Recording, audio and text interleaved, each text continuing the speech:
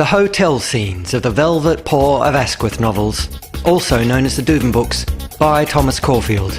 Read by the author.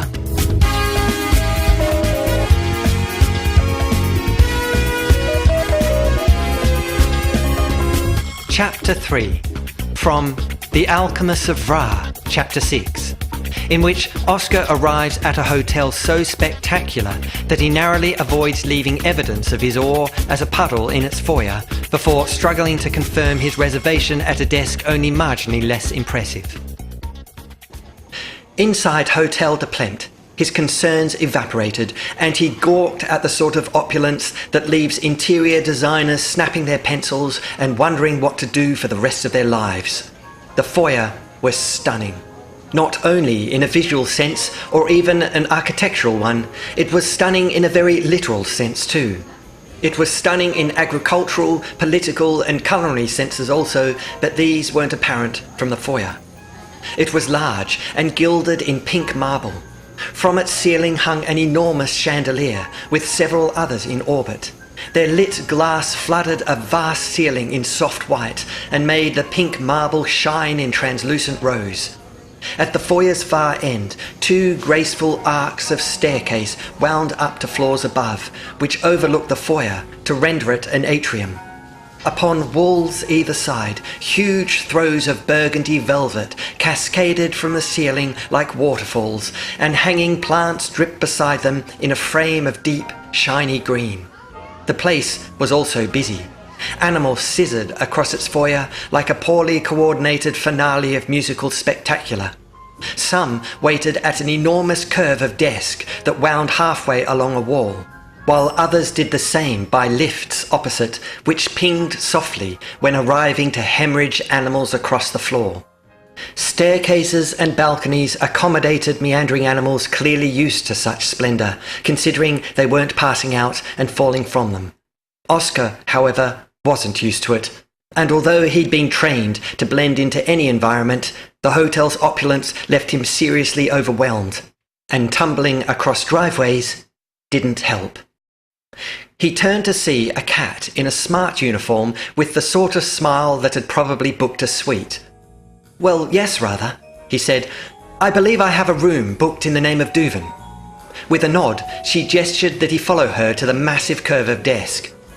After she'd wandered some length behind it, she stopped and rummaged through things upon it. "Is that Duvin spelt with a G?" she asked. Oscar stared. "A what? A G?" No," he said. "I shouldn't think so. Duvin is spelt with a D, as in dangerous." She looked at things upon the desk again. "Duvin," she repeated. He nodded helpfully. "And definitely not with a G." "How could Duvin be spelt with a G?" he said. "I don't know. That's why I'm asking." "It's not spelt with a G, I can assure you." After some more deliberation and looking, she said, "Look, can I just ask again, for the sake of clarity, that the name Duvin is not spelt with a G?" He sighed. "Look, my name is Duvin, Oscar Teabag Duvin." He spelt it out for her. "So there's really no G in there at all?" she said. "Well, no, not unless your spelling is atrocious." "Is your spelling atrocious?" "What? Is your spelling atrocious?" she asked. "If it is, then it explains why it might be spelt with a G." "No, my spelling is excellent, especially considering it's my name." She frowned and thought again. "Are you certain it's your name?" His stare solidified. "You can't be serious. I'm just trying to ascertain what reasons might lie behind Duvin not being spelt with a G." Oscar put his little suitcase down and placed both paws carefully upon the desk. "There's only one reason Duvin is not spelt with a G," he said, "and that's because it isn't." "How old were you when you learnt to spell your name?" "I can't remember." "Well, can you perhaps try? Otherwise this could go on all night." "I think it already has."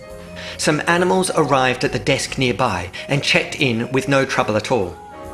"Listen," he said, leaning closer, "it really isn't complicated. I'm sure my office has booked a room in the name of Duvin. After all, they arranged a taxi to pick me up from the station and bring me here." "Ah, but a taxi doesn't have a desk." "No, but it does have wheels." "Are they spelt with a G?" When he tried pulling his ears but missed, he had an idea. "G," he said, in feigned realization, Yes, of course. G. Sorry. I thought you said M. So Duvin is spelt with a G. He nodded and tutted at his ineptitude before pointing at the top of his head. I don't hear very well, you see. So Duvin with a G, then?